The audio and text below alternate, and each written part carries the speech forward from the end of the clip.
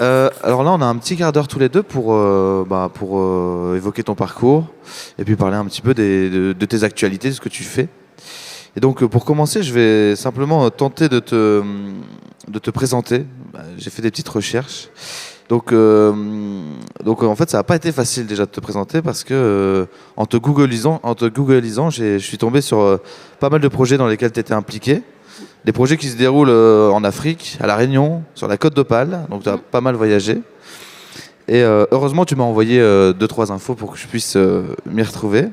Et en parcourant les différents projets dans lesquels tu as pris part, ce que je retiens, c'est ton envie de changer le monde au travers des rencontres, en proposant et agissant la création d'espaces d'épanouissement pour toutes et tous, au travers des associations d'éducation populaire ou encore des tiers-lieux. Ce qui transparaît également, c'est ta sensibilité, ton implication à la préservation de la nature. Et ta pratique du yoga n'y est certainement pas pour rien dans ton envie d'unifier les humains et de prendre du recul sur le monde dans lequel nous vivons. Pour finir ta présentation, et après je vais te laisser parler, je vais citer quelques mots piochés sur ton profil LinkedIn. Je mets à disposition ces riches expériences du PFH, le précieux facteur humain, bien entendu, à travers des accompagnements à la gouvernance partagée, des formations aux outils de la sociocratie et à la facilitation de temps forts des collectifs dont les valeurs me parlent. Alors, juste première question, est-ce que tu voudrais compléter un petit peu cette présentation qui n'est sûrement pas parfaite? Qu'est-ce que tu voudrais dire? Déjà, je trouve très amusant, c'est la première fois que je me retrouve dans cet exercice où quelqu'un parle de moi sur le temps long, donc c'est chouette. Ce qui transparaît, c'est que c'est une construction qui s'est faite petit à petit et qui s'est faite par les expériences, par l'action dans la matière. Et là où je parle aujourd'hui, c'est vraiment le fruit de mon engagement d'abord pour l'écologie et en fait, quand tu comprends que tout est relié, ton spectre est un petit peu plus grand. Mais c'est vraiment un cheminement où tu te dis « Ah, mais là, il y a quelque chose qui ne va pas ». Et quand tu comprends que tout ça, c'est systémique, tu te dis « Ok, comment je vais faire pour être le plus aligné avec tout ce dont je crois ?» mais vraiment, c'est ça. Il y a eu tout ce parcours un peu en zigzag qui m'amène là aujourd'hui. Mais c'est ça. Merci. Justement, par rapport à ton parcours en zigzag et tes multiples expériences, est-ce que tu te qualifierais plutôt de citoyenne ou de militante? Je suis une citoyenne qui est devenue militante. En fait, citoyenne, c'est peut-être devenu un gros mot. On a des droits, on a des devoirs. Et citoyen, on peut être citoyenne dans des actes quotidiens à partir du moment où on va contribuer à une société plus solidaire, plus écologique, plus démocratique. Mais ce n'est pas forcément sur une cause précise. Selon moi, on devient militante quand on se dit là, il y a vraiment une cause que je vais défendre et je vais y aller avec de la détermination, une cible, des activités plus concrètes, plus ciblées sur la durée. Donc il y a vraiment un côté d'intensité. Donc je suis une citoyenne militante au sens où je peux être citoyenne dans ma façon de consommer. Je vais être une consommatrice, je vais être une citoyenne à ce titre-là. Je vais être militante quand je vais dire « Ok, non, là, j'ai vraiment envie que sur ce sujet-là, que ça bouge. Je vais y mettre mon temps, mon énergie, mon réseau et je vais me tenir droite face à ça. » Et je pense qu'aujourd'hui, on ne peut pas faire l'économie de ça. Quand tu regardes, c'est autour de la question d'engagement en fait.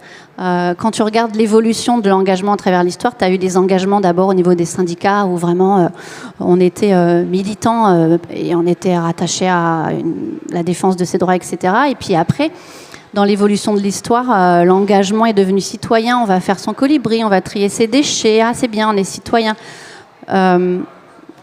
Un citoyen a donc des devoirs, mais il a aussi des droits. Et aujourd'hui, quand tu vois que les droits des citoyens ne sont plus respectés, le droit à la sécurité, le droit à l'éducation, à l'égalité, je pense que ça devient... Si tu te rends compte de ça, ça devient un petit peu nécessaire de devenir militante pour dire « Eh oh, là j'ai des droits en tant que citoyen, je vois bien qu'il y a quelque chose qui n'est pas respecté. Le droit à vivre dans un environnement favorable au bien-être, que ce soit écologique ou social, quand ces droits-là sont plus du tout respectés, et c'est ce qui se passe, et c'est ce qui s'est passé pour moi, c'est « Ok, je vais devenir militant ». Et c'est souvent aussi pour ça que ça va passer par la conscience écologique. On l'a tous eu en se disant « Ah, quand même, là, la planète, ça va pas bien ». Tu te dis Mais en fait, c'est tellement lié à ça, mais il y a des choses qui tournent pas rond, qui sont pas respectées. Puis tu vas rentrer par un bout, tu vas vouloir être citoyen, citoyenne, puis tu vas dire...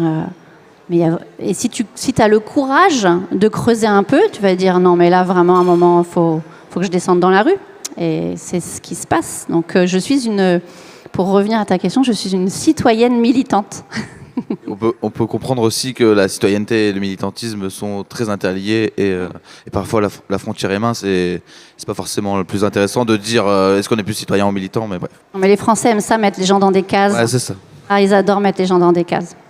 Et peut-être par rapport à ton parcours, toi qui as pas mal voyagé justement sur la question de la citoyenneté, ça m'intéresse de savoir un peu, est-ce que pour toi on fait citoyenneté partout de la même façon ?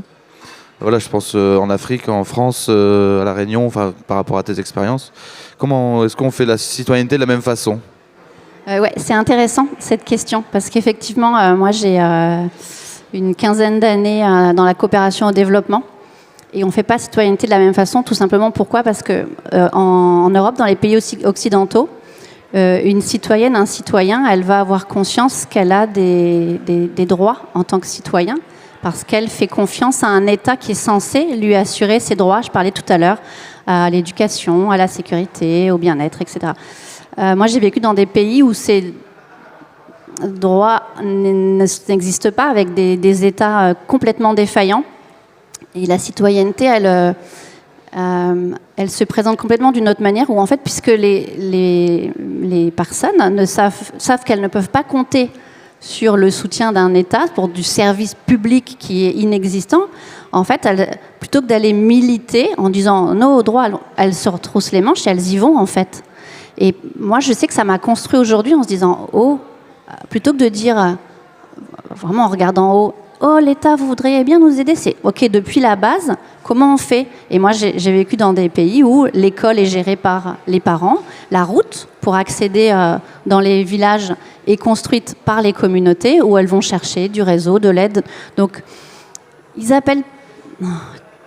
on appelle ça la société civile.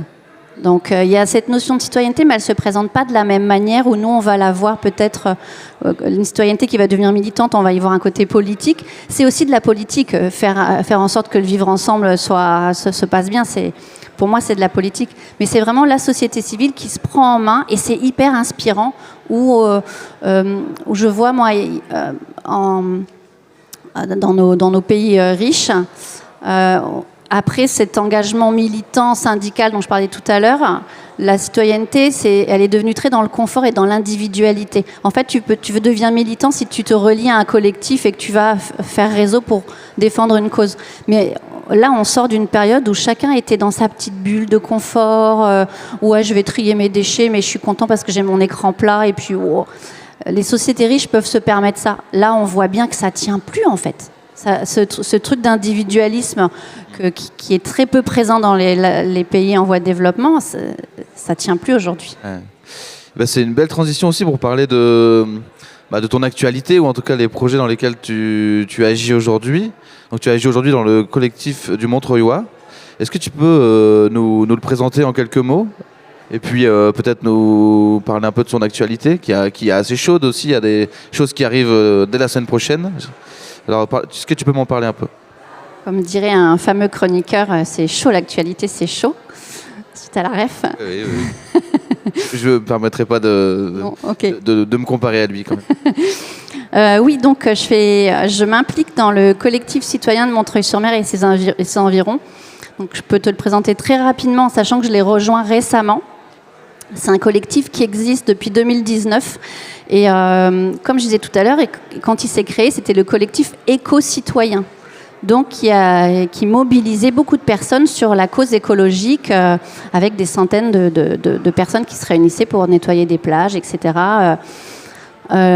Jusqu'à ce que ce collectif éco-citoyen fasse un pique-nique à la citadelle et qui soit observé, épié par les renseignements généraux, disant quand même l'éco-citoyenneté c'est louche. Donc comme l'écologie a commencé à être pas toujours bien perçue, donc le collectif a choisi d'élargir son spectre, est devenu le collectif citoyen, parce que comme je disais tout à l'heure, en fait ce collectif a fait, comme dans mon parcours, sa crise d'éco-anxiété. ah, l'écologie va mal, mais en fait tout est relié. Donc en fait, aborder sous le point de l'écologie, c'est intéressant, mais ça suffit pas.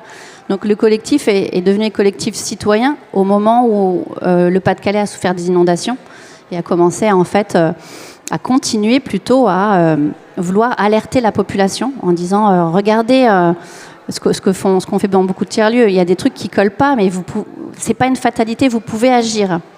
Donc moi j'arrive dans le collectif à ce moment-là et ça me parle toute cette réflexion de essayons de s'éveiller sans faire de parallèle. Mais oui, essayons de s'éveiller au fait qu'on a un pouvoir d'agir. Et donc l'actualité qui est chaude en ce moment, c'est que nous, du 17 au 23 novembre, on organise la première semaine citoyenne du collectif, qui est vraiment une première édition un petit peu brouillon pour en faire une plus importante l'année prochaine, qui est de proposer des exercices et des outils à tout type de public pour s'outiller à être des citoyens en fait. Parce que être des citoyens, c'est avoir envie de s'impliquer dans la cause publique. Et là où beaucoup de personnes disent « Ah ben, comme je disais tout à l'heure, je peux rien faire, j'attends, l'État va faire à ma place ». Bon, c'est hasardeux. Donc, on est parti sur une semaine où on va proposer des choses comme des ateliers d'écriture. C'est quoi le futur désirable? De quoi vous avez envie de... Qu'est-ce que vous avez envie de vivre dans le futur? Mais de désirable, de sortir des dystopies. Donc, pour remettre en mouvement, parce que de partir des tripes « Ah, j'ai envie de ça et je me mets en mouvement », on va y avoir des projections, bien sûr, de documentaires, aussi du sujet de l'eau, puisqu'on est quand même dans une zone qui a été fortement inondée. Une conférence gesticulée sur l'entraide, il va y avoir une formation au pacte de la transition. Il va y avoir une table ronde sur le dessin des territoires, une fresque des nouveaux récits. L'idée, en fait, c'est de proposer des outils pendant une semaine, un peu ramassés pour que des personnes se rencontrent et se disent « Ah, mais en fait, je peux, même si je suis qu'une simple personne, c'est un citoyen, une citoyenne, je peux agir à mon niveau. » Ce qui est important de dire, c'est que là, on a choisi, là où avant le collectif était sur des actions coup de poing, ramassage de déchets, là, on a choisi de travailler sur le fond et le temps long. Parce que oui, j'entends, je sais que c'est urgent, là, on est dans l'urgence. Mais si on va dans de l'activisme, on va s'épuiser. Alors que s'il n'y a pas de changement intérieur de je peux faire quelque chose, comment je peux m'impliquer, avec quels outils, on ne passera pas à l'action. Ou alors on va passer à l'action et on va s'épuiser. Là, je pense que l'activisme peut amener au burn-out militant. Et on se dit, oh là là, il faut qu'on tienne sur la durée. Là, les jours qui viennent, ça va être long. Donc tenons sur la durée, outillons-nous, mettons-nous en réseau, serrons-nous les coudes. C'est l'idée de cette semaine citoyenne du 17 au 23 novembre. Et justement, comment vous mobilisez j'imagine le plus grand nombre de personnes à venir à ces événements? On en parlait un peu dans d'autres conférences tout à l'heure, mais comment on arrive aussi à parler à tout le monde et pas justement aux mêmes personnes constamment? Comment vous faites? C'est vraiment en diversifiant les propositions. Ça va être en diversifiant aussi les lieux où on propose ces choses pour que les personnes sentent qu'elles peuvent passer la porte. C'est toujours le débat des tiers-lieux. Est-ce que je peux passer la porte? Donc en trouvant des lieux accessibles. Et très honnêtement, c'est beaucoup de réseaux. Parce qu'en fait, j'ai envie d'y aller parce que je fais confiance à la personne qui me propose. Donc c'est pour ça que c'est du temps long. Donc on fait des événements, puis on crée notre réseau et notre réseau s'interconnecte. Et avec cette conscience de diversité. C'est-à-dire, je ne vais pas y aller parce que tu es mon ami, je vais essayer d'aller toucher un autre type de public. Donc on va faire une fresque des nouveaux récits dans le tout petit café qui est depuis 70 ans dans un village de 320 habitants. Et on va être avec... Moi, je suis allée dans ce café de village en disant « on va faire un truc sympa, vous allez voir... » Enfin, en rendant accessible et en allant là où on trouve les gens. Donc c'est du travail minutieux et long, mais on est sur le temps long et on tient bon. Et puis dans la joie, parce qu'on ne peut pas tenir longtemps si ça ne fait pas du bien. C'est clair. Je vois Justine qui arrive et juste je vais te poser une dernière question, comme ça on va faire la transition. Je crois qu'il y a un guest, je sais pas, il y a une personnalité, enfin un guest, non voilà, j'en fais des guests, mais ça peut aussi faire attirer du monde aussi, d'avoir des personnalités en tout cas. Est-ce que tu peux m'en parler? Oui, alors notre vrai guest officiel à nous, c'est Laurent Marceau, qui est pompier.